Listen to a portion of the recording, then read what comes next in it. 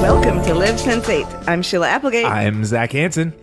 In this podcast, we dive into the concepts of consciousness, deep into the concepts of consciousness, and other interesting trivia in the Netflix original series, Sense8. We're doing an episode-by-episode exploration of how we can live a Sense8 life. We'll also be throwing in some special episodes, like today's, in which we interview people from the Sense8 cast. So today's an exciting day. We have one of the cast members here with us today. Yes. Yeah. So excited about this. So what's going on here today? We have an Ellen campaign. So doesn't it make sense that Ellen would love Sense8? I think so. Absolutely.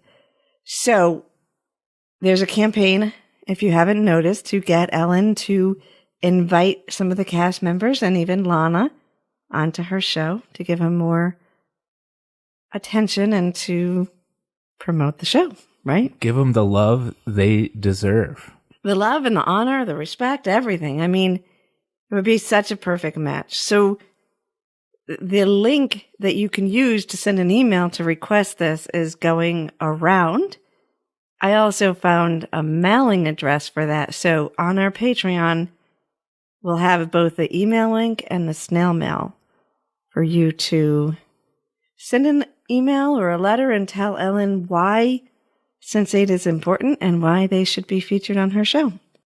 And those of you who are wanting to get a Sense8 Con in the U.S., please contact at Creation ENT and ask them to do that. At Original Funko makes figurines, and some people believe that we should have Sense8 figurines, and I could get into some Sense8 figurines. Yeah, why not, right? Right. So if you want to help promote the Sense8 figurines, there's a hashtag, Funko needs Sense8. Funko just doesn't know it yet. So also send Funko at Original Funko. Send them a DM or a tweet, tag them, and help them realize that they need Sense8 figurines for us. And so everybody had an amazing time at the Paris Sense8 Con last weekend. We got all kinds of incredible pictures from it. I mean, you know, one of the things I noticed was the cast members took their time with the pictures. And I've been to cons before that were like pretty impressive and the actors were so nice, but I've never seen them posing with the people with such love and connection and fun and playfulness. So that was really fun to see. Their little teaser video was kind of fun too that they put together like on a cell phone. Like the night before. Yeah, that was fun too. They did a lot of fun things and it came out through the social media. And then, if you didn't hear, they announced that there's a Sense8 Con in Paris, March 30th and 31st of 2019. And what I hear, the VIP tickets already sold out. Sold out. That's so incredible. It's incredible that a year ahead that it's getting this attention. And what it tells me is no matter what happens, Sense8 will live on through us. It did its job. It's doing its job. It will continue to do its job for generations to come. You had one job, Sense8, and you've done it. Yay! All right, and we have a big shout out to Donna Pontrello and Julian Ignatz on Patreon. Thank you so much for your support. Awesome. Let's get on with the show. The question is, why these people? Why these minds? Why not a mind that feels, I don't know, more in sync with my own? Maybe that's the point. How so? I teach a class on evolution every semester, and we talk about the engine of evolution, which is variation. I imagine that to be something more than what evolution would define as yourself, you'd need something different from yourself. That was Maximilienne Ewalt, who plays Amanita's mother, Grace, in the Sense8 series. We're delighted to have her with us today, and she's as amazing in real life as the character is in the show. Maximilienne recently retired from her 30-plus years organizing trade shows, which is what she was doing when she got cast in Sense8. She continues to pursue her passion in acting and is currently up for a role in the independent film called The Last Man in San Francisco, which is about the housing crisis in San Francisco, and they'll begin filming in April. Maximilienne is also instrumental in her support of the project to create a Sense8 mural in her hometown of San Francisco. She's a huge animal lover and currently running her very own animal nursing home as she nurtures her 2 sick elderly cats and dog. And when they transition, she wants to travel far and wide as she writes a play of the voluminous collection of 3 generations of her eccentric family's letters. Welcome, Maximilienne. Welcome to the show. Thank you so much. That was quite an introduction. I just want to correct you. The movie that I'm up for is The Last Black Man in San Francisco. All right. So The Last Black Man in San Francisco. So welcome. Thank you. Thank you for having me. We are so excited to have you here with us, and just getting to know you has been amazing and far exceeded expectations. And I have to say that Grace is one of my favorite roles in Sense8. She plays a role that I very much relate to and resonate with. So this is very exciting. Let's start by hearing about what was it like to be a part of this Sense8 family. We hear from a lot of the cast and people involved that the actual experience for you on that side of the camera has been life-changing as well. Yes, it has. It was remarkable from the very beginning. First of all, I don't even know where to start. I didn't meet the Wachowskis until we actually did the table read. And I did not know who they were. I looked them up when I auditioned for the part. So I did my research. And so I knew of them and about them by the time I met them. But when I met them, they had never met me. And they just welcomed me with open arms and said, "Welcome to the Sense8 family." And it was like, wow. I mean, I've worked on movie sets where the director doesn't even talk to you, or, I mean, it's just amazing. Or it'll be the assistant director, or, it's so they were so hands-on and they were so there. So that part of it was just remarkable, and they were so lovely and warm and friendly, and they had a party at Lana and Karen's house that we were invited to before we started shooting. It's like we really got to know each other on an intimate level before we even started working. So that had never happened to me on a movie set. Did they get a cue for Sense8 for their parties from their real parties? The party at their house? Was it anything like you see in Sense8? No. Okay. But they did do some karaoke singing at the party. Fun. Yeah. I think is there some of that in the show? There is, yeah. Yeah. There is. But that was great fun, and the whole the cast was there, and the crew, the makeup people, the hair people, the photographers, the sound people. So it was. And then I got to really talk to the other actors and find out more about them. And it was very cool. Do you think that had a really powerful impact on the energy that they were able to produce through the series? Absolutely. They just set the tone, first of all. It was, from my perspective, except for my own, stress that I create for myself, it was stress-free. I mean, Wow. the set was calm all the time. There was no people didn't freak out and get upset. I mean, they were very patient.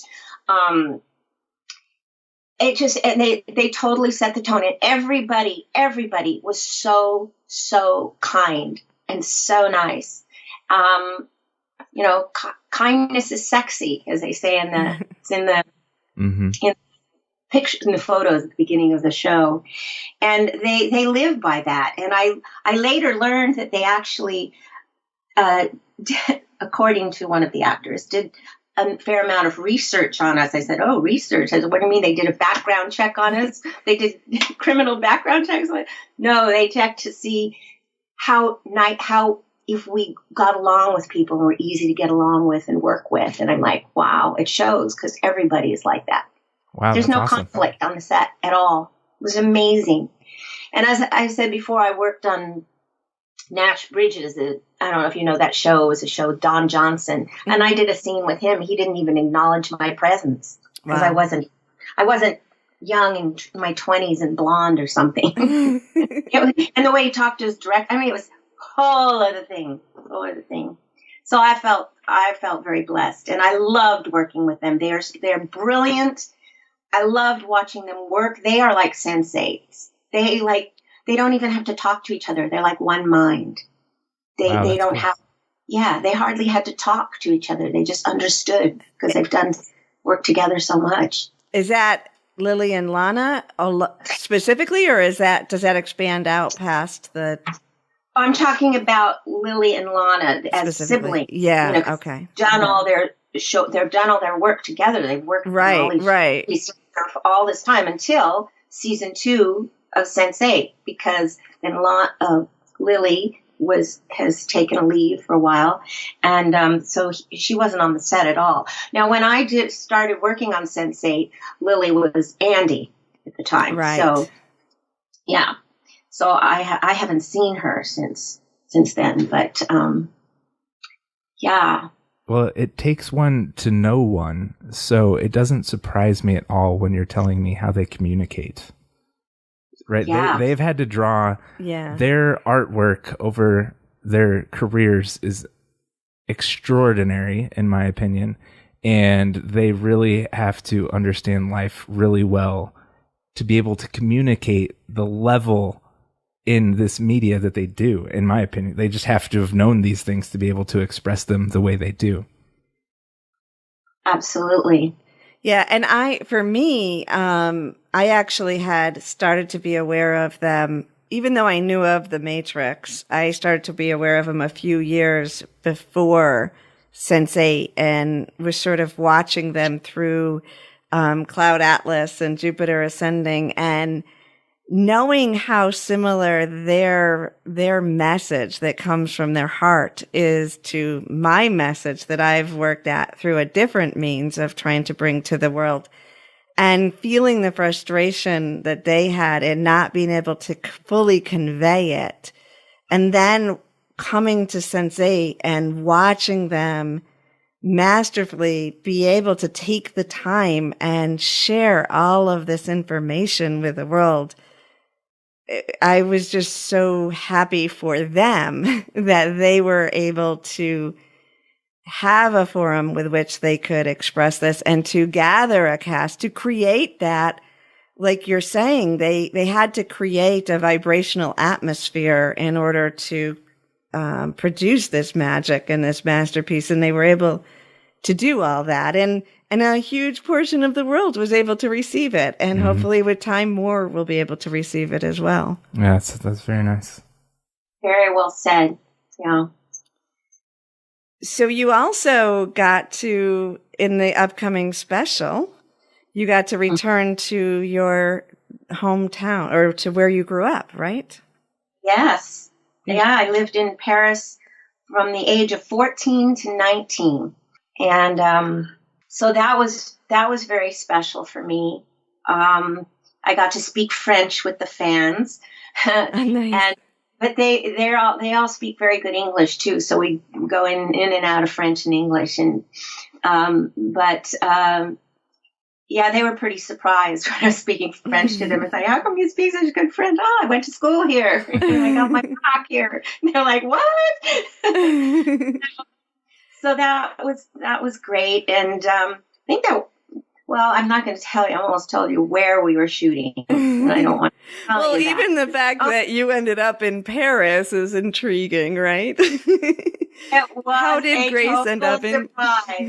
So I was very happy to go to Paris. I was not expecting that, to be able to travel like that. That was quite an adventure. The Sense8s, they travel all over. Right. And that, boy, it's very, very fun for them. It's like, traveling circus. Did you travel at all in the first 2 seasons? No. Everything was in. The one scene I wasn't sure about was in the Christmas scene. Weren't you in the church or something? I didn't know where that was. That's in San Francisco. That is too. Okay. So everything. So you didn't get to travel at all, huh? No, I was going to go to Chicago at one point, but that didn't happen either. So, But you got to Paris. That's incredible. I got to Paris because of this, whatever snafu happened. And boy, but the French were sure loving it. The fans were out in force. Yeah, from what I understand, Paris has a very big, supportive, passionate fan base out there. It does. Yeah, it does. I think a lot of Europe does. It seems to me the fan base is actually stronger in Europe. Most of the fans that I ran into were quite young, but it was very interesting. They were all different kinds of people. When I was talking to some of them, there was a young Muslim woman in the hijab and everything, and I'm like, wow, this is great. She was a big Sense8 fan. That was really cool. Yeah, the spectrum of fans is pretty amazing and fun, I think. Yeah, I mean, the whole medium of the show is transcending yourself and expanding your identity of self, as in to I am a me and also a we. So I think it just hits the spectrum because we're really just talking, Sense8 is about your humanity. And guess what all humans have in common? Humanity, right? So I think that's why it does have, it can hit everybody, and everybody can relate because that's the core, is we're all humans. This show even resonates with fans in Turkey. It's like, oh. Yeah, when you're on Twitter and you see like the clusters that they have, the Twitter group clusters, you really hit almost everywhere. It's incredible. Yeah. Mm-hmm. It is amazing. It truly is amazing. And I don't think anybody was expecting that, for that connection to be so strong out there. And it was just amazing watching that grow from the very beginning when the show started. Because I joined Twitter because of the show. I wasn't on Twitter before that. Me too. Yeah. Knew the fans. I don't know, maybe I saw it on Facebook or something that the fans were pushing for renew Sense8. They were getting antsy that it wasn't going to be picked up for its second season. So they picked a day and a time. We're going to, send this message to Netflix. And so I'm at work and I'm like 15 minutes to the time. I said, Twitter, how do I do this? Somebody at work showed me how to open a Twitter account, and I just went on right there and said, all right, renew Sense8 season 2. And all of a sudden I had fans. Like, whoa. That's awesome. I actually didn't even know that fan progression started in between season 1 and season 2. Oh, no, it started right away. Actually, because they did the premiere here in San Francisco. They showed 3 episodes in a movie theater, and then so they had reviews come out right after that, and the reviews were very mixed when it originally came out.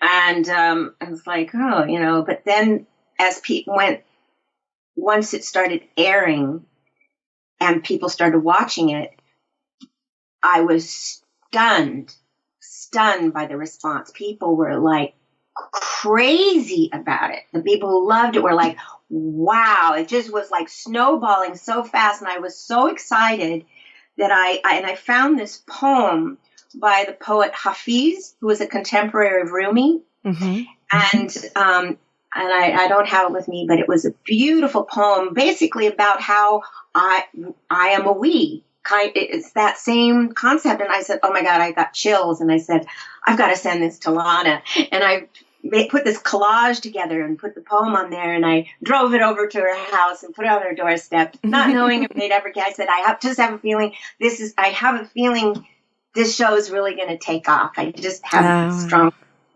And I didn't find out until Paris. I went out to dinner with them, and Karen, Lana's wife, turned to me and said, by the way, thank you so much for that collage and the poem that you sent us back then. We have it on our wall. Oh, and I'm, oh my God. I didn't even know that they, that was the first time I knew that they even got it. So. Oh, that's beautiful.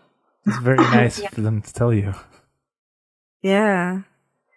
That's exciting. And it's fun to hear your side of, watching that explode and the joy that you must have felt. Because you never know when you start a show, right? Like it's either going to go or not go. And this one took off. Yeah. Right. And so I have to say, it's just been a magic carpet ride, this whole experience for me, because I've been in other things, small things. I've been in some movies and things, but very small parts. And I'd never been in anything that had this kind of exposure. Mm-hmm. I've never been something so visible and so well known. And so that was a real gift. And has it changed your life in any way? Well, I know it has. You have to keep things in perspective. It's like, I know it's like we've been on a little high, this little magic carpet ride, and I know things end and you land and, you got to keep your feet on the ground. Mm-hmm. So it's hard. It's very heady stuff sometimes, you get it's very exciting. Right. But, no, it's, what was I going to say? Has it changed my life? It has. It's changed my life in that it's just expanded my love for humanity, I think. I've always loved people, but I have to say I've gone through periods of time where my faith in humanity has waned a bit, and I'm going, I don't know. I think that's part of our journey. Animals so much. Because animals don't hurt people, so... But this certainly, I just have totally fallen in love with the Wachowskis and Karen. I don't know why. I just love them so much. I told them that at dinner. I just love you guys so much. What can I say? Your heart just wants to burst open with them. I don't know what it is. I really don't. It's a reflection of their love for humanity. Yeah. And Lana's like that. She goes out and talks with the fans too. Mm-hmm. Go right out there. And that's the other thing I love about it, that the cast, everybody interacts with the fans. They're not all standoffish, and, we enjoy their company. We enjoy talking to them.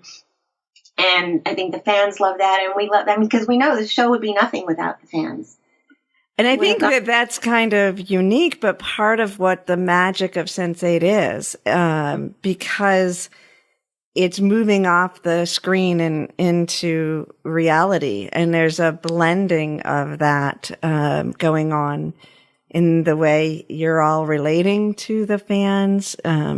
We've also noticed that, some of the way they present it it's almost designed for this fluid relationship between humanity and the art. Mm-hmm. I think that's the way it should be, if you ask me. Well, yeah. Integrated. It's brilliant. Together. Unified. Yeah. No, it's pretty amazing. And I remember them talking about the inspiration for writing Sense8 came from a conversation they had, Lana and Andy at the time, with, I don't know if it was Straczynski or who, but and it was a discussion about the internet and how it connects everybody, but yet we're disconnected. And it's that network. What do they call it in the show? The like the mushroom. The neural net. The root system of the mushrooms. Yeah. What is it called? I think I know what you're referring to. It's actually in the very first episode. Yes. Yeah.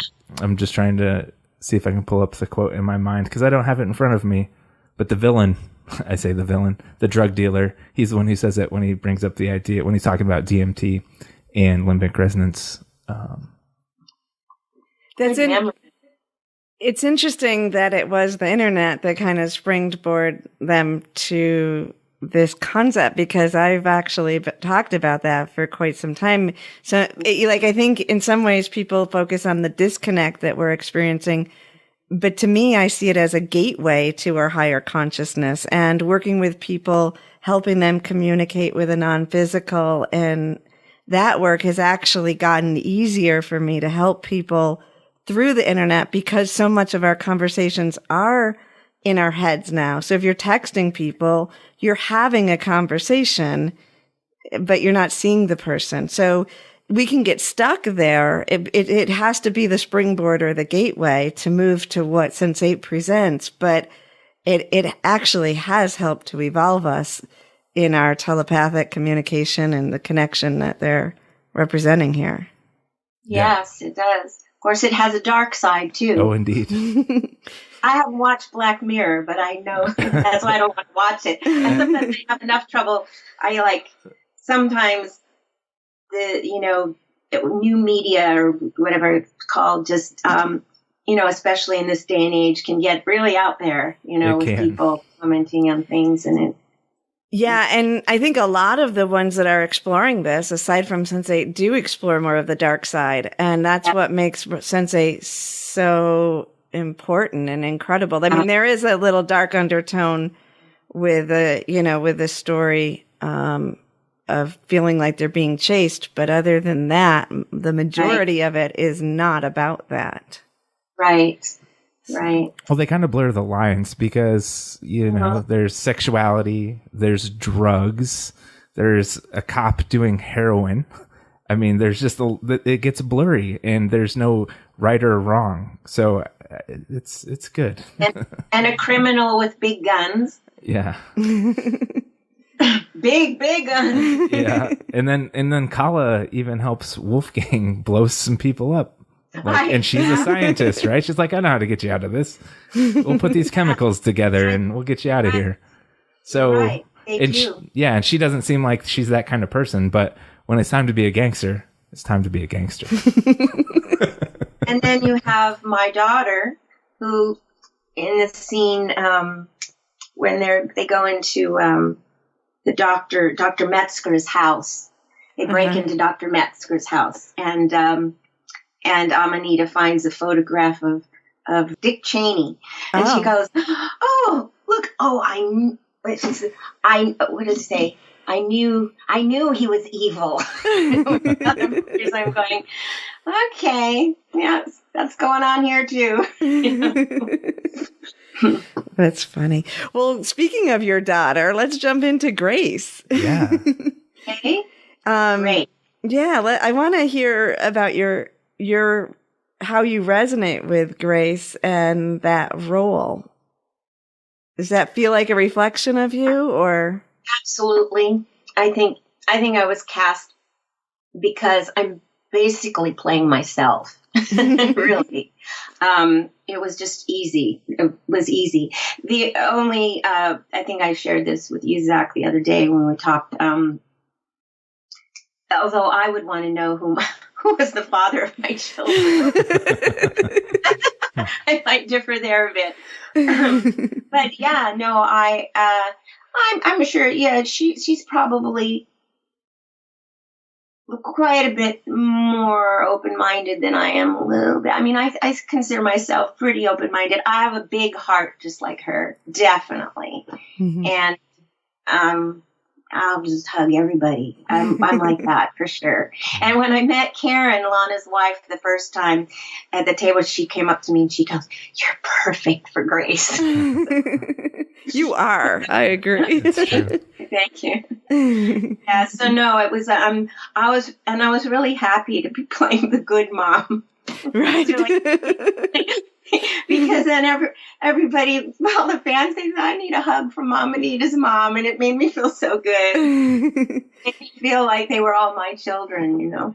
Well, you know, and that is a reflection of the role you played, because one of the things that I noticed is beyond the number of scenes that you're in, there's a presence of you. And right from the moment we meet you, we already feel the love of you and Amanita, and even you and Nomi. There's no, you know, sometimes in TV series, you have to build up and you don't feel the chemistry right away. And it's hard to believe in the first few lines, but that love was present right from the second. And in fact, I actually thought you were in way more, not way, like, I thought you were in like almost all the episodes because your presence is in there. And throughout the whole thing, the lines, the strategic lines and scenes that we just pop into your life, as it's happening,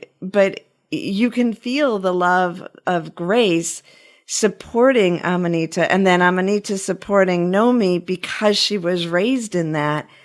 It's really incredible to me, the impact that your character has on the whole series. Yeah, it's like your essence carries over into every interaction, because she is also, so Amanita is supporting Nomi, and that is coming from how you, Grace, interact with Amanita. So like there's this giant chain, and you can just tell there's this sense of family and open-mindedness in where Amanita gets her intelligence too, because of the way your character presents, you know, some of your lines about just being open-minded and evolution and such. So it's just a beautiful thing to see the essence carry over into even how Nomi is supported. And she's like a couple positions away from you as far as family goes, as you just take her into your house from what we know is the first time within season 1. Yeah. I felt like they knew each other. Did you feel like you knew Nomi when they showed up at the door? Totally. Yeah, I felt like they knew each other. Yeah. Well, I think in the show I had already met Nomi. Yeah, that's what I felt. Yeah. But when I met the actors at the table read, it's like, you already, my children. We just hugged right away. It was like that. It was just great. It was great. But thank you for saying that. I hadn't heard that before. That you felt like, you know, her presence beforehand. Absolutely, yeah. And that's it definitely permeated. And that's, you know, as you set this up for us, I didn't know there was a big party before, but the Lana and Lily, they produced an energy that set the stage for the show, and that's how it can permeate out through everything that they're doing. And so I just can see where that comes from. Totally. And and it's the power of the writing too. Right. Writing. And the lines, which we're going to go into a few of the scenes and talk about some of the lines, because you're given some really powerful lines that give a lot of insight. And sometimes shows, because again, this being kind of in the field of consciousness that I'm been teaching in, often when we see entertainment and people want to get that message across, the lines feel pushed when they're trying to teach about these concepts. They feel a little unnatural and pushed, but in Sense8, they're very natural. And you hold a lot of huge concepts, even in short lines, in your role. Yeah. We'll I'll play one right now and we'll talk about it. The question is, why these people? Why these minds? Why not a mind that feels, I don't know, more in sync with my own? Maybe that's the point. How so? I teach a class on evolution every semester, and we talk about the engine of evolution, which is variation. I imagine that to be something more than what evolution would define as yourself. you'd need something different from yourself. There it is. The That's a engine great line. of evolution.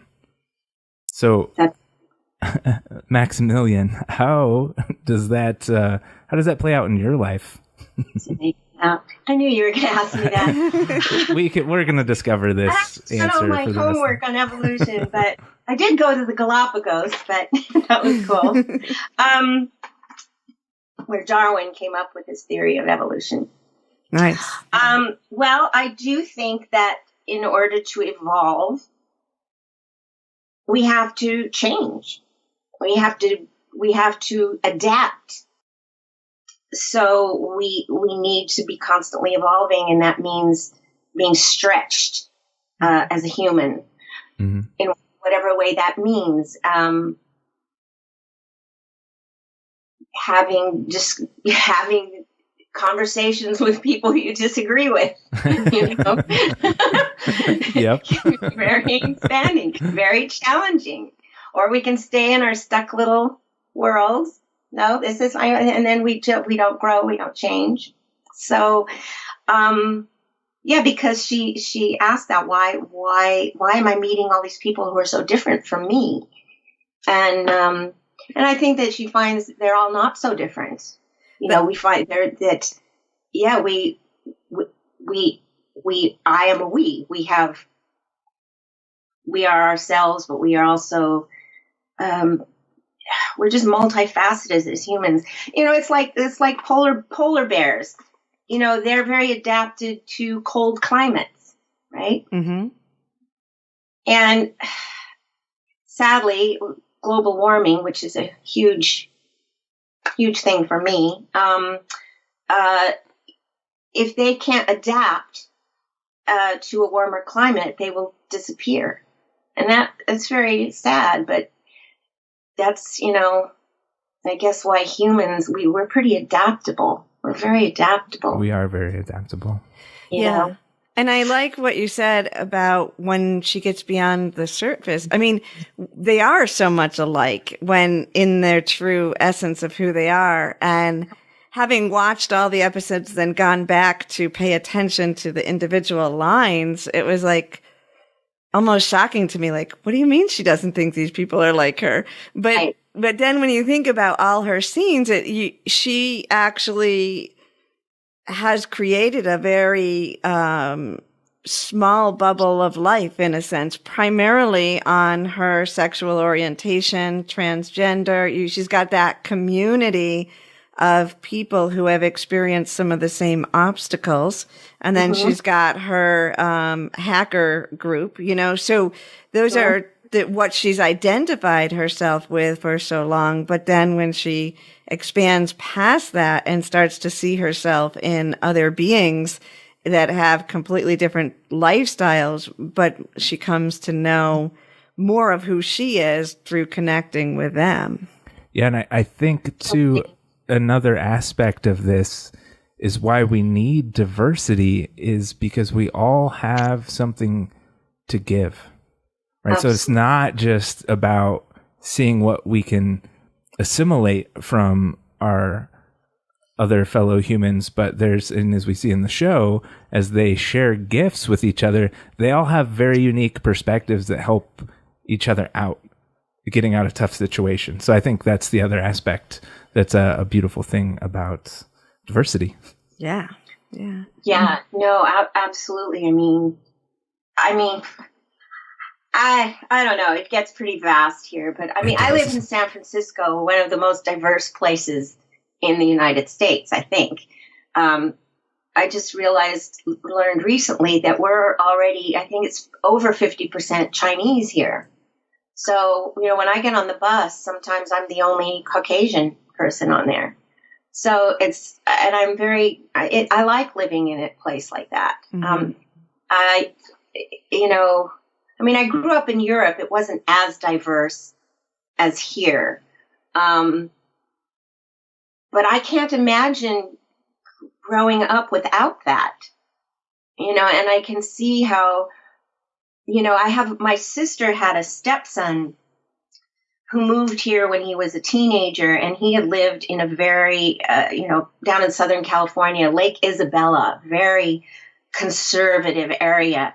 And when he came here, I don't think he was scared. It's like, because he didn't know, like, who are these people? And it's like, but he's been here now for a while, and he's just fits right in now, and he's comfortable with everybody. But his mind expanded big when he moved here. Yeah. Big. Exposure's good. Really changed and grew to love all kinds of people, whereas before he was a lot more closed-minded. Yeah. So diversity helps us evolve. All right. So we're going to do another clip. All right. Okay. When Nita was very young, I took her to her first July 4th picnic, and she got scared by the fireworks. Still hate them. Why celebrate with symbols of war? Wars are always a failure. Yes, honey. But she got frightened, and before I knew it, she was gone. Lost. 1 million people around me. I felt this panic starting to rise up, but before it hit, I suddenly could hear her. Not her voice. It was the sound that she used to make when she slept against my chest.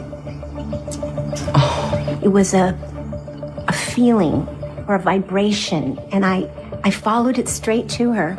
Waffle cone stand. I'm a simple girl. No one believed me when I told them how I found her, but it didn't matter. I knew what had happened. I'm one of those people who's comfortable with the idea that there's more going on in this world that we don't understand than all the things that we do. All right. There's more going on that we don't understand. Yeah. Let's talk about this. The more we know, the less we know. Right. Is another way of putting it. I mean, when you think about it, it's so true. I mean, we think we know a lot, but there's so much more that we don't know. It's true. I mean, it's like, I don't know how anybody can not see that. Maybe people aren't looking. It makes no sense. I'm with you. It makes no sense. I mean, look at science, the world of science, the world of the universe out there. It's like, we think we know everything. We think we know everything right here in front of us, what we see, what we hear, that's our reality. But anything past that, it doesn't exist. It's like, whoa. That reminds me of a line that I love that my daughter said when she was younger. She said to me one day, I mean, she was only like maybe 3-4 years old. She says, Mom, did you know that some people don't believe they had past lives? And I'm like, I said, yeah, honey, I know that. She goes, well, that makes no sense because they've all had them. Oh, can only like a beautiful child can. Right? But that's that same feeling. Like, how can you not assume there's more than what we know? Like, I don't understand that. Well, I think people, as we get older, we lose that incredible childlike quality of wonder. Mm-hmm. And children are always going, why is the sky blue? Why is this? Why do I have to die? Why, whatever. We're always why? And we want to know. And at some point, adults don't get past that. And, it's like, you're stupid if you ask too many questions or whatever. Right. And they just stop being curious about the world. And then they start, thinking they know everything. They read something and they think they know everything. But it's so, I mean, knowledge is it's infinite. It's really infinite, like space. Mm-hmm. I mean, look what we didn't know back in the day. When I'm watching this, the new, it's not a new series, but Versailles. Have you seen Versailles? No. I have not. No. I had to stop watching it when I was sick because it was just so brutal. A lot of poisonings and it was too much. But it's the life of Louis XIV, Louis the Sun King in France, and his the court life. Just be glad you weren't born in those days, especially women. But I mean, women were dying in childbirth. Doctors didn't wash their hands because they didn't know about germs. They really didn't know about germs. Right. So they didn't know. I mean, and now we're in this time when we've learned all these things. The world is round, and now there's people coming out who want to believe the world's flat again. It's like, what do they get for that? I don't get it. I'm trying to I haven't figured that out. Do they really believe that, or are they trying to make a point that we don't know what we don't know? I haven't figured out what they're doing with that, believing it's flat. Well, I looked something up about it, and I have to read it again, but I think they get some comfort. It's people who it's uncomfortable for them, this vastness of things, and so they want to make it more controllable or something. I don't know. It's not very rational. But I think that is the core. I think you just hit on the core of why people don't surrender to knowing that there's more than we know, and being comfortable with that, because there's that illusion that if I just contain this in a manageable way, that I'll feel okay and don't let anything else in. I think humans are often not comfortable with not knowing. Yeah. We're not comfortable with the unknown. There is so much unknown. There's an infinite amount of unknown. Infinite amount. Absolutely. There is. Yeah. And as far as this clip goes, I really think that what's being portrayed here is trusting your intuition. That's a big theme in the show, too. And your character, Grace, did that to find her little girl. And she's also... it's okay to embrace the unknown, because sometimes it makes more sense to do that than not. I hope that makes sense. It does. I just want to say, it's like... What did you just say? It makes more sense to embrace the unknown than the known. More than what we know, because people sometimes think they know something, and it's just. It's like. I have a bumper sticker somewhere. I love it. It says, "Don't believe everything you think." That's nice. Great. Yeah. That's very Buddhist. Very Buddhist. It is. A lot of things that are not true, and we suffer a lot because of that. Yeah. The doubting mind is a good practice. I'm a big believer in the unknown, and it's good, because if it's exhausting to always be in control and thinking you know everything, and it's like, it's like, who needs it? One of the things I like about Grace's character, too, is that she's just okay. Like, this line tells me she knows what happens then in that scene. Like, when Amanita was missing, she knows exactly what happened, and she's probably told some people, but she's not spending her life trying to convince people. It's like, yeah, I know not everyone's going to believe it, but I'm going to go on. I'm okay with that part, too. And every time Grace gives a line like that gives those insights, she does it in a way that is not provoking. She just presents it like a platter of cookies, and if you want one, take it. That's good. Yeah. No, that's great. And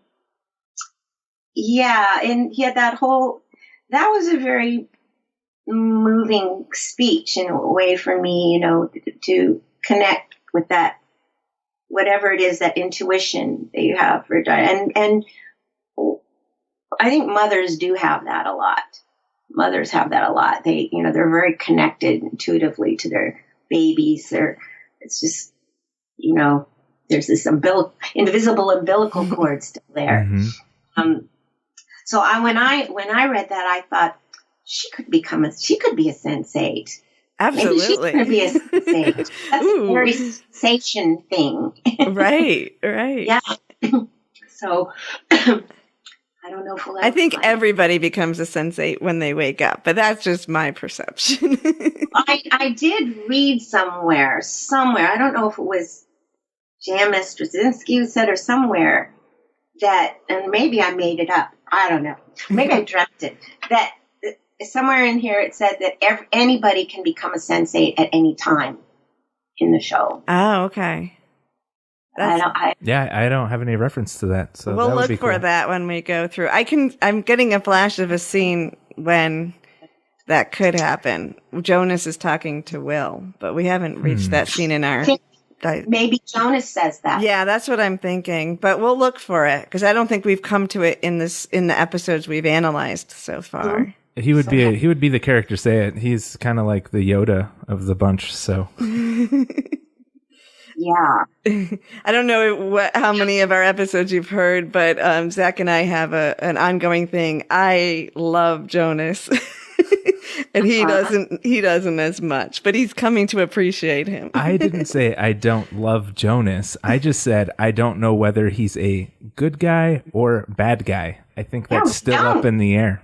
I think we shouldn't categorize as good or bad. I tried to throw up some air quotes. I know you couldn't see that as you're listening, but you know. Oh, no. I didn't see it. Yeah, no, you don't know if he's good or bad. And from what I last remember, he was turning out not to be so good. Yeah, he could be a gray. There's still a lot to be determined. Yeah, there is. We got to bring it back. All right, exactly. We need more. Do one more clip. Here we go. That things were much different back then. Oh, so different. There were none of these mass shootings. Oh, God, did you see the terrible news? We just heard about it. They always want to blame it on a religion, an ethnic group, or a skin color. But the one thing no one ever wants to say... It's always a man. Some fucking dude not getting any. Violence has a gender. Oh my God, I love your dad. I find it fascinating how every generation believes in different things. We believed in pot and sex. We were Black Panthers. Oh, bad motherfuckers. Now we cook quinoa. Oh, come on now. You all were more interested in pussy than politics. Oh, and what was the nice Jewish girl from Santa Barbara interested in? I wanted to end patriarchal control over women's bodies. Copulation for a better nation. By having sex with every homie in Oakland. By any means necessary. They exaggerate, honey.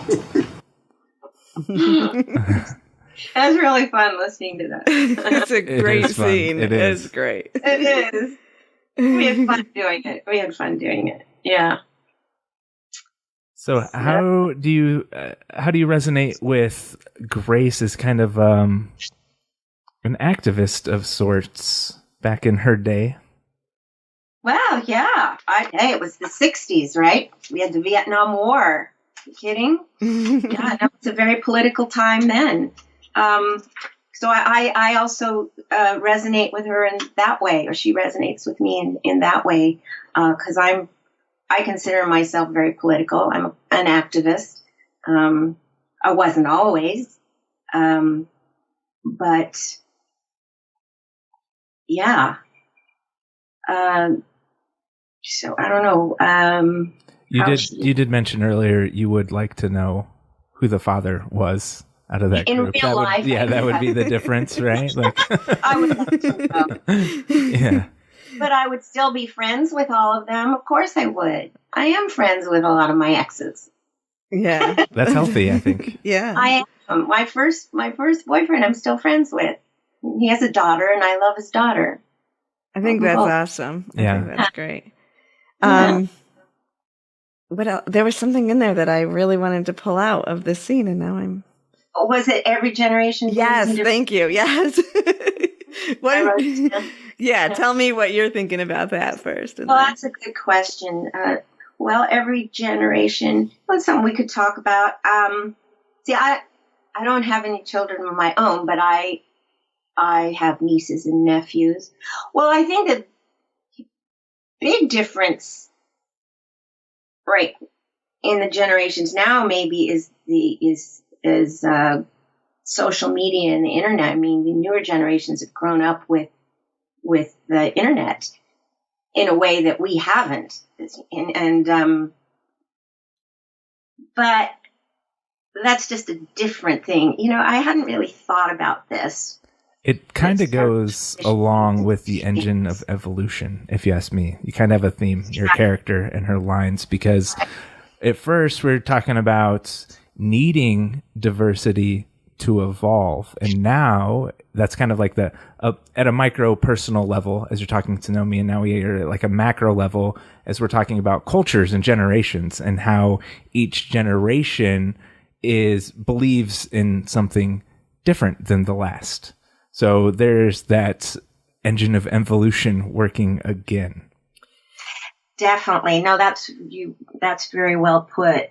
I'm also thinking, well, go ahead. I didn't want to cut off Sheila if you were going to say something. I was just going to say, I've always told my kids, well, since they were old enough to understand it, that I expect them to go beyond my comfort zone and to make me uncomfortable, because when they do that, if they do that, then I know I've done my job, because that's how we evolve. Every generation should make the generation before them a little uncomfortable. The beautiful thing would be is if the generation before could wake up and realize that is evolution and that we should be happy about it instead of grumpy about it.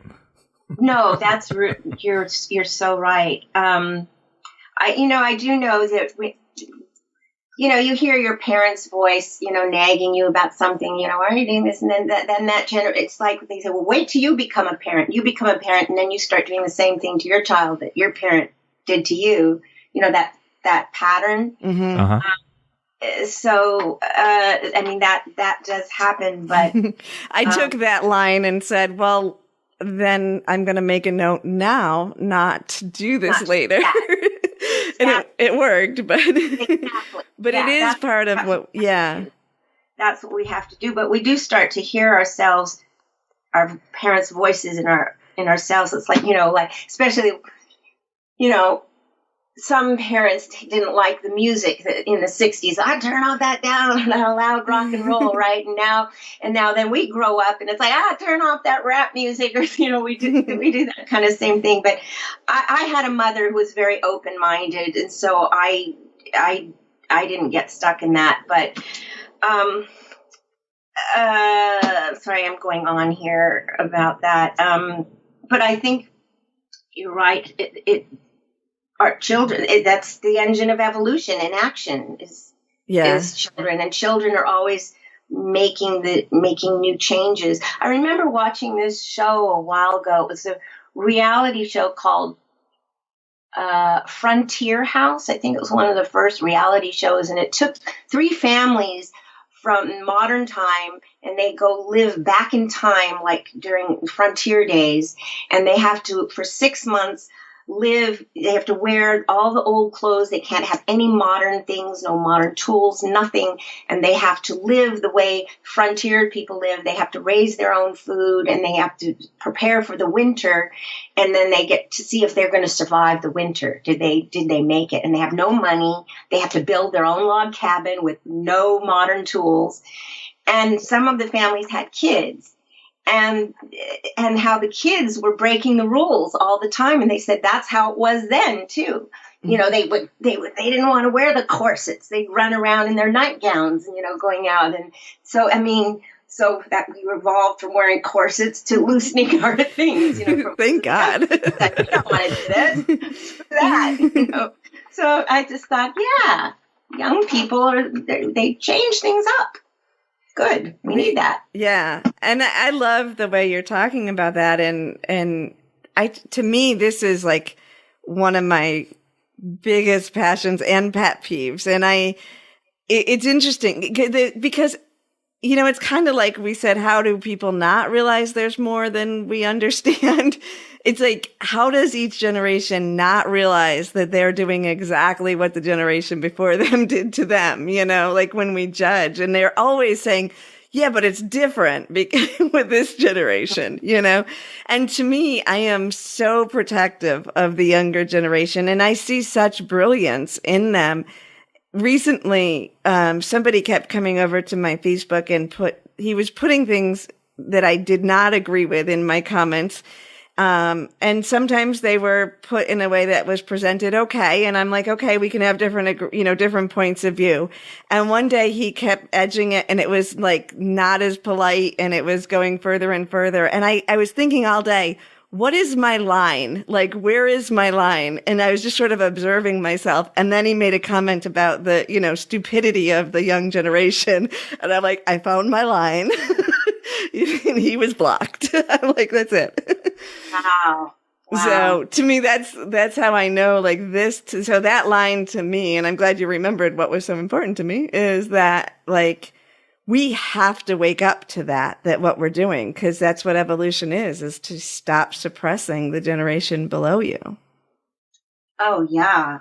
And I'm so happy, not happy, but I'm hopeful, these kids who survived the shooting, Parkland, that they're being politically active. They're marching to Washington. They're doing all that stuff. And,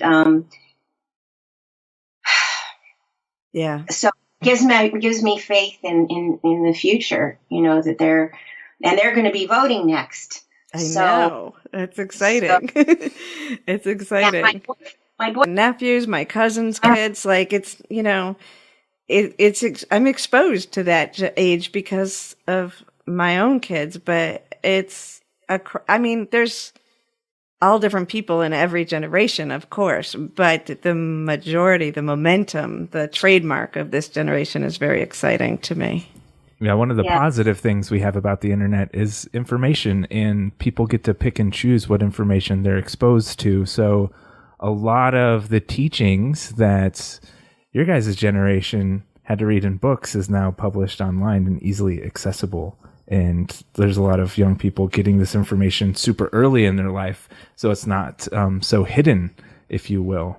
Well, and I think that they can get to work sooner too. So we're seeing the movement with the young generation right now being activated and taking such huge action and having such an impact. And watching my kids grow up, that's something that because of the internet, because of technology, they've been able to do their whole life. So my children, opened a organization when they were, little, under teenage years, and created a summer camp to help children learn more about spirit guides and all of that. And then my daughter, had a radio show when she was a teen. My son was working in a lab doing PhD, the opportunity by people supporting him when he was in high school. So it's a generation that is not in that same mindset as you just be a kid, you go to school, you go to college, and then you figure out what to do if you're going to do anything, or you just settle. This is a generation of people who learned to take action in their childhood. Mm-hmm. Yeah, that's pretty amazing. I have my nephew, when he was a little kid, he was just came out of the womb loving electricity. He put his finger in sockets. He was, and he became a computer kid. I mean, he taught himself. Mm-hmm. I mean, really young. He had that mind. He was just built for it. And when he was 10 years old, his dad had created a robotic arm, and Pascal, his name was Pascal, which is a computer language. Oh, wow. He did all the programming on the computer for it at 10 years old. They were on the news. Wow. And he's brilliant. And he never went to college. Uh-huh. He ended up getting some fantastic job somewhere, I don't know, in medicine or working on computers and that. And they wanted to send him to school. And he goes, no, thank you. I don't want to. He's so brilliant. He doesn't need it. But I'm smart enough. Thanks. Interesting. Yeah. But I'm sad that people, I really do enjoy seeing young people reading an actual book. Mm-hmm. It's nice to see when you see that. Because watching on a screen all the time is hard on the eyes. It's not the same thing. I'm a very textile person, so I really don't like reading screens when it comes to novels and stuff. Anyway, I'd much rather have a book in my hands. There's just something more intimate about having to read those words on a page and turning the page and such. Yeah. I think we'll with keep anything, we need balance. We can't, Exactly. we tend to one extreme. We have to find the balance. We have to take the good that comes from the past, bring it to the present, and keep, that's when like that show that I was talking about, one of the wonderful parts is when those families came back into modern time and they had lived in a one-room house, 10 by 10, parents and 3 children, and a very sexually active couple within the same room with their 3 kids. And they're having their dream house built while they're out on the show, and they come back to this rambling, huge house. They felt so lost. Oh, wow. I can, house. yeah. And they came back, and the kids were sitting in a hot tub, and they were being, well, how is this? He said, well, it's kind of boring here. All there is to do is hang out at the mall. They had to go fetch water in the snow and the ice, and life was hard. But they liked it, and they knew what their father was doing when he goes off to work. They didn't know what their dad did all day. There was no connection. So that was really cool for them to get that perspective from the past. So you take the good things from the past and take them with you into the future. So, we have to, time, I love the whole concept of time. Einstein said, I think that everything that's happening, past, present, and future, is actually happening at the same time. That's hard to grab your... Right. It's hard to grab your mind around, but it's if you take your other line that we talked about and realize there's more that you don't understand, then you can let it be, and you can let it be a part of your consciousness, right? Yeah. It's fascinating. It is fascinating because the mind physically can't conceive of that in its linear time. So it's fascinating. But every once in a while we get a glimpse when we're not in time. And then things get magical. Yes, they do.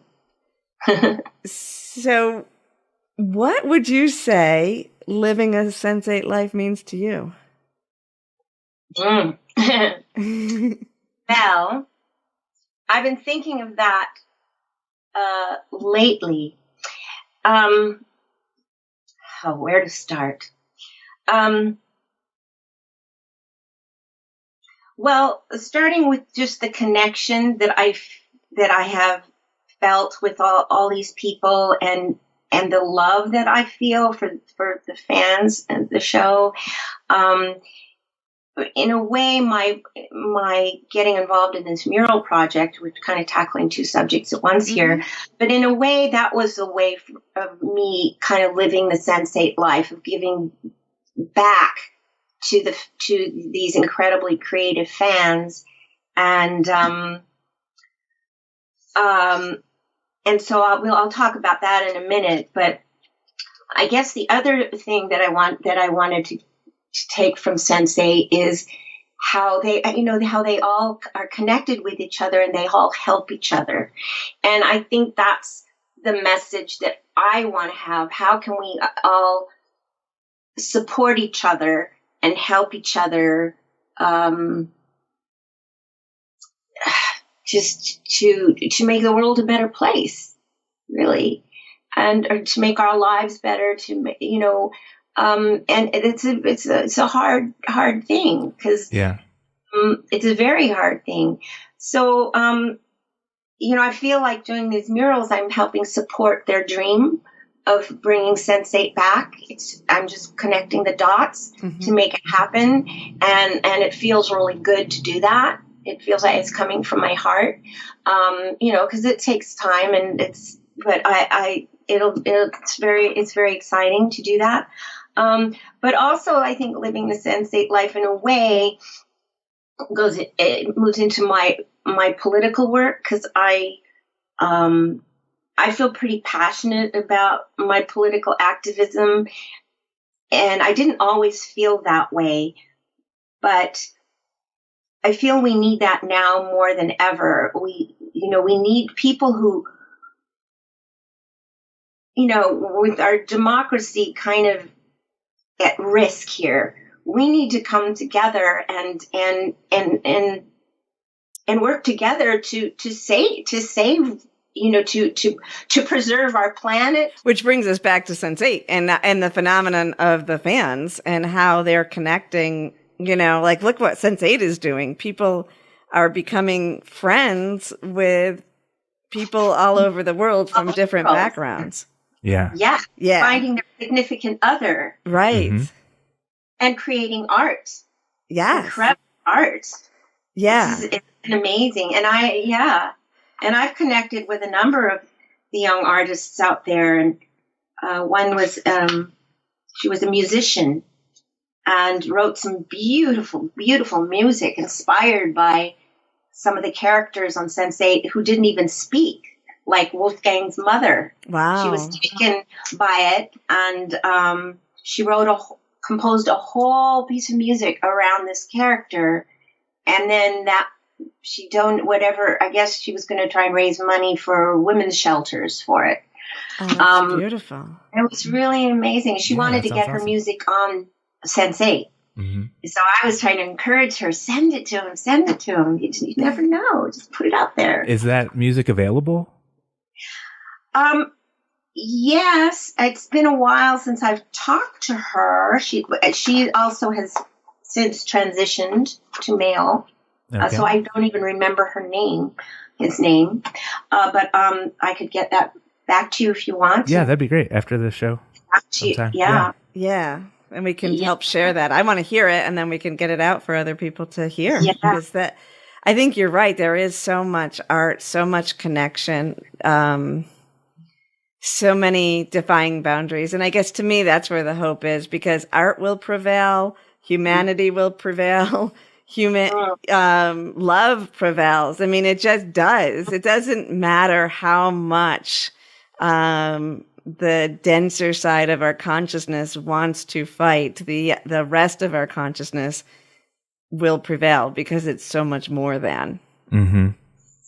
And you're right, Sheila. I mean, when you get the big Buddhist perspective of things, it's all perfect. It's all happening because hopefully this is part of our evolution, Mm-hmm. Yep. But I think, but what's happening in this time, with Sense8, with the politics, with all of it, because you can disengage with that perspective too. But the ultimate evolution is when we can hold that perspective and show up and participate in the humanity and evolution. And I think that is what we're seeing starting to happen, and what we're trying to find that balance with. How can I know this? How can I see the magic and the wonder every day and see what needs to grow and take action to help that? Mm-hmm. Yeah. I just wanted to share a story that I remembered reading that was very inspiring. I don't know if it was on Twitter. I think it was on Twitter with Sarah Silverman, the comedian. Yes, I love her. Yeah, and I guess she got some tweets by somebody who really trashed her and called her a libtard and all that stuff. And anyway, do you know the story? I remember reading it, but I want you to tell it for everybody. I don't know the story. That's all. I mean, I don't remember the details, but she somehow, I don't know, reached out to him or found out more about this person and actually reached out to help him. There was something going on in his life, some health thing or something. And she ended up, reaching out to him and paying for some medical work. That is it totally turned him around. Yeah. He had attacked her verbally. And I thought it was amazing. That's she just kept I'm remembering now, she kept putting love back. She kept going back with him in love. And eventually he settled and said, I'm sorry. I'm in physical pain. This is everything going on in my life. And I just, lashed out, and she turned around and, said she would he couldn't afford the insurance and all that. So she said she'd take care of it, get him into the doctor. And then she put out a a fundraiser to gather money to support him, and it just transformed him completely. And she's an amazing example of just like viciously pouring love on people. You know? I was so inspired by that. Yeah. That was very Sense8. Yes, So I agree. Sense8 inspires me to do more of those things, be more loving, be more giving, even in the face of this hatred. Right. That's very hard for me. I get very, my buttons pushed easily. We'll all hold hands and do it together. It is there tricky. We go. I need help. It is very tricky. But we are here to support each other for sure. So bouncing back to the mural, because I want you to get that out before we close and make sure we gather people, because I think we're doing a fundraiser for that too, right? Yes. So the muralist, Deirdre, is out of town right now, taking care of her mom. She'll be back in a week, and we're going to start the fundraising. And we're going to start with a Kickstarter, I think. Awesome. Okay. Kickstarter. She has experience doing that. I don't. So she's going to kind of show the way. Uh-huh. We have 2 walls. Nice. 2 walls. And I just love how this fell into place. To me, it's like I'm just thinking about how this is how the universe just rolls out the red carpet for you. And this is how it goes, Mm-hmm. I decided to put the dots together. I know the muralists. We just find a wall. Let's make this happen. See if we can make it happen. If it doesn't happen, it doesn't happen. But, so I don't know if I told you this story. I think I was telling Martin yesterday about it. So I was thinking, okay, bending a wall is actually the hardest part, to get a wall that you can paint on. You can't just go up to any wall and just painting it. So I had an artist friend who was connected to a muralist community, and I was at her house and I was going to ask her about it, and I left, and I was in the car with some other people, and I said, oh, I forgot to ask Judy. And my friend Carol was driving, said, ask her what? I said, I'm working on this mural project for Sense8, and we're looking for a wall to paint. And I thought she would know. She goes, I have a wall. I'm like, what? It's like, just like that. I was like, magic. She runs this music studios in here, the Lennon Studios nice. Here in San Francisco. You can see a picture of it, I think, even online somewhere, Lennon Studios. And they have a lot of musicians go there, and they rehearse, and they do fundraisers, and they do all kinds of and there's this huge wall outside the studios where in their parking area that's like, I don't know, huge. And that's one wall. And then we have another part of her building on another side that's on the street. And she said we can have that, and we have complete artistic freedom. And she's a big Sense8 fan. Excellent. And she's even said we can have a fundraiser here for you and get bands and stuff. I'm like, wow, this is the thing. Rolling it out, babe. It's like, make it happen. That's when you know you're on the right track. No doubt. That's awesome. Good. If you have a fundraiser, you should definitely get some cameras out there and send that footage to Martin. Yeah. Yes, I will. I was telling him about it yesterday as well, and we went to a lot of the mural sites where they shot Sense8, and what a treat! Yeah. And it was on International Women's Day. I know, that's awesome. And we happened to be at the Women's Building, and there was that little sign to put Happy International Women's Day. I said, boys, this is perfect. That is so perfect. So we have a mock-up drawing for the show, which I don't think I should share. I think it should be a surprise. Yeah, me too. And I think it's going to be awesome. And it's brilliant. It's just brilliant.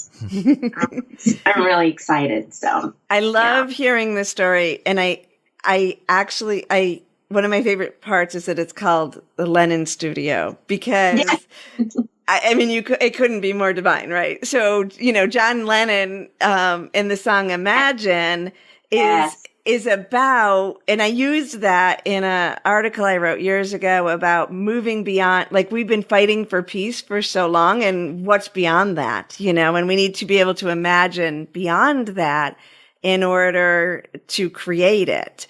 And so I think it's interesting because, we've been putting time into the Sense8, and it's almost a political movement with Sense8 too. And I'm doing the guided meditation for it. And on some levels, I can see people saying, why are you doing this over a show when there's so much else to talk about, in the world that needs to be dealt with?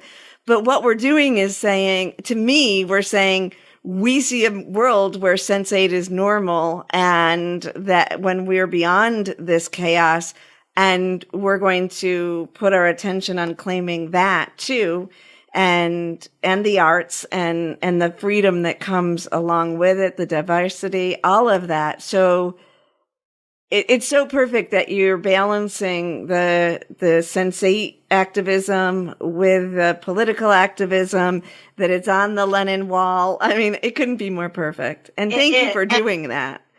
And the people who will go here, and a lot of people go there, they're going to get a lot of visibility, are all the kind of people who will love Sense8. Right. These are all artists, musicians. And I think she even said we could do a fundraiser, and there's this woman, she's in a band here, and she was in the Sense8. Oh, awesome. She showed me a picture. I didn't recognize, maybe she was an extra or something, but she was part of the show too. Great. So yeah, it's really exciting. And yeah, and when is your meditation?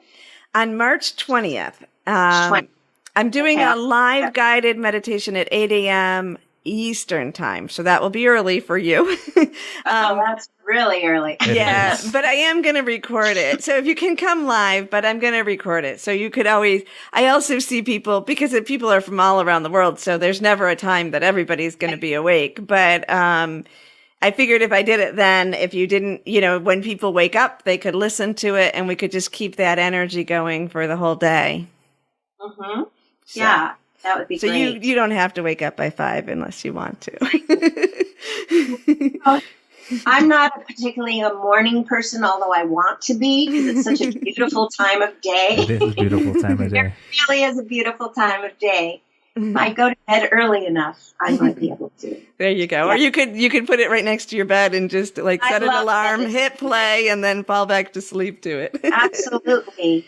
No, I think it's great, because it's the message of Sense8. It just needs to stay alive. I'm going to let Lana and Karen know we're doing this mural. I haven't put that out there yet. Oh, good. They're going to be happy. And they do need to know all the love they're getting if they're not hearing it. They do know. They do know. But Lana's not active on the internet. Right. But Karen is more. And but they you saw the thank you video. I did. Lana. That was so beautiful. Yeah. That was so great. So she's very, very aware and very appreciative. That's awesome. And, yeah. Is there anything that you want to tell? Because we know everyone's going to want to know. Was there anything that you can tell us about the upcoming special? Oh, about the special. Yeah. Oh, you do all know where it was shot. Paris, right. Berlin, Naples, and Brussels, I believe. Oh, wow. Okay. This season. And so I don't know everything, but the scene I'm in is a huge part. And I just remember talking to the fans in Paris. They said something to me. They put it out there. Well, I'll give you, there's a clue in season 2. There's a clue. I love that. Yeah. Treasure hunt. Yeah. Those are fun. Clue in season 2. And I remember watching that myself. And when I heard that this special was coming out, I'm going, that's going to be in the special. I know it has to be. It has to be. So these fans, somehow they tricked me. And they said, oh, they said what it was. And I'm like, oh, how did you know? How did you know? I said, you tricked me. And so then they got the answer from me. Oh, but I didn't. So I'm not going to tell you, but they figured it out. Okay. So we can figured it out. So it's in there. And I think that is, and the fact that that Grace has a very integral part is a huge clue too, right? Like, yes, I'll say this, that I said, if there is a special coming out, I knew I was going to be in it. All right. We will definitely go searching for that Easter egg. Yep. Already, but I won't. That's awesome. Thank you. And did you see any of the stuff on Facebook about the shooting in Paris? Did you see any of that? No, I'm not as involved with Sense8 on Facebook. I'll have to. No. Yeah, it's more on Facebook. Okay. There's some stuff you would see there that might give you some clues, but all right. Yeah, I like Easter egg hunts. We'll go looking, and then doing some speculation and Easter egg hunts. That's fun stuff. Well, I do know the fans put out a list of things they wanted put in. They wanted answers to these things, and this was one of them. All right, definitely. So, yeah. All right, we will find it. Thank you. All right. Well, it was very fun. Thank you. It was. So Thank much. you very much. Yeah, this has been a wonderful time. I love you. You're amazing. Thank you. Well, you are too. You guys, you had a lot to say about it. It was really good. Well, thank you. Thank you. So thank you again. And thank you, Maximilienne. That's a wrap for the show. You can find more about Sheila's and my work at consciouslyawesome.com. If you have any questions or comments, please hit us up on Twitter at live_sense8. You can also email us at team@livesense8.com. Please rate us and review us over on iTunes. If you've enjoyed the show, please support us over at patreon.com/livesense8. And thank you very much for spending your time here with us today by listening. And thank you very much for all the social shares and support over on social media. We will catch you next time.